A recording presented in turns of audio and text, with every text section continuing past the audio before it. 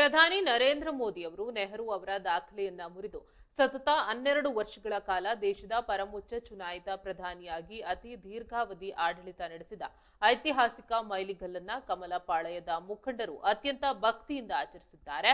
ಮೈಸೂರಿನ ಪ್ರಮುಖ ರಾಜಕೀಯ ಧುರೀಣರು ಹಾಗೂ ಮಾಜಿ ನಗರ ಪಾಲಿಕೆ ಮಹಾಪೌರರುಗಳಾದ ಕಲ್ಯಾಣಗಿರಿ ಗಿರಿಧರ್ ಮತ್ತು ಸಂದೇಶ್ ಸ್ವಾಮಿ ಅವರ ಜಂಟಿ ನೇತೃತ್ವದಲ್ಲಿ ಇಂದು ನಗರದ ಪ್ರಸಿದ್ಧ ಶ್ರೀ 1008 ಗಣಪತಿ ದೇವಸ್ಥಾನದ ಸನ್ನಿಧಾನದಲ್ಲಿ ಪ್ರಧಾನಿ ಮೋದಿ ಹೆಸರಿನಲ್ಲಿ ವಿಶೇಷ ಹೋಮ ಹರಕೆ ಹಾಗೂ ಮಹಾಮಂಗಳಾರತಿ ಪೂಜೆ ಸಲ್ಲಿಸಲಾಯಿತು.